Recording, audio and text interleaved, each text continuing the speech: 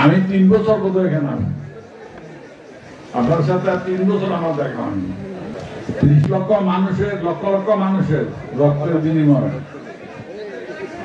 2 লক্ষের উপরে মা বোনের ইজ্জত সম্ভ্রম হারানোর পরে আমরা একটা জাতি রাষ্ট্র প্রতিষ্ঠা করেছি। কিন্তু দুর্ভাগ্য হলো সত্য, সেটা চিন্তা হয়ে গেছে। আমরা যে লক্ষ্য নিয়ে মুক্তিযুদ্ধ করেছিলাম সেটা করতে পারিনি। অভ্যুত্থান হলো সংস্কার, আর বিপ্লব হলো পরিবর্তন। সংস্কার হলো কাঠামো, যেমন সামিয়ানা আছে, এটা কাঠামো পরিবর্তন করা, আর সংস্কার হলো এটা হলো সংস্কার, আর বিপ্লব হলো আমূল পরিবর্তন করা। আমরা 71 সালে মুক্তিযুদ্ধ করেছিলাম, পাকিস্তানের অধীনে আর থাকবো না, ব্রিটিশ আমলের অধীন থাকবো না।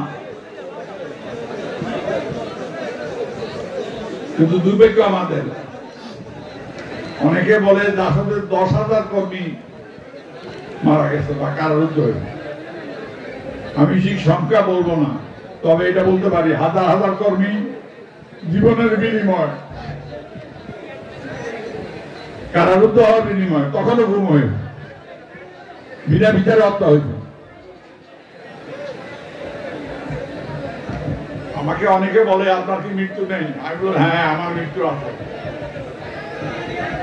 আমার মৃত্যু আছে ইসলাম ধর্ম অনুযায়ী আজায় নাকি যান গমন করে। আমি বলছিলাম রামের একটা উদাহরণ দিয়ে, রামেন মা, ওনার নাম ছিল নিকষা, উনাকে ভক্তরা জন্য ডাকাতি দল গেছে, তুমি বাড়ির ভিতর দিকে যাচ্ছে, তো বলছে ওই বুড়ি তোর তো এক পা খবর চলে গেছে, তুই পালাই যাস, ওদের পালাই নেবে, তোদের শেষ অবস্থা আমি দেখে বলতে।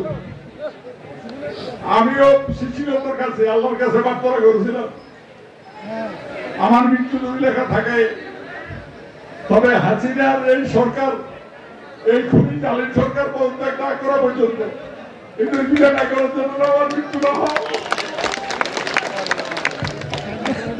আমি জানি না আল্লাহ তাআলা আমার প্রার্থনা কেন কবুল করেছেন। আমি 14 বছর বয়সে এই রামগতি ছেড়ে আমি নোয়াখালী আমাদের স্কুলে ভর্তি হয়েছিলাম, ঠিক আছে, পরে কল্যাণ স্কুলে যাই। 14 বছর বয়সে আমি ছাত্র রাজনীতি করে আইনের বিরুদ্ধে মাসাল্লাহ করেছি। 14 বছর বয়স, 1958 সালে প্রথম সংস্কার যুদ্ধে। এরপরে অনেকে বলে পতাকা তুলেছি, তবে হ্যাঁ, এই পতাকা যতদিন থাকবে আসমা আব্দুরকে আমি থাকি বা না থাকি, বাংলাদেশ যাই হোক, আসমা আব্দুরকে এই পতাকা যতদিন থাকবে ততদিন আমার এই করতে পারবে।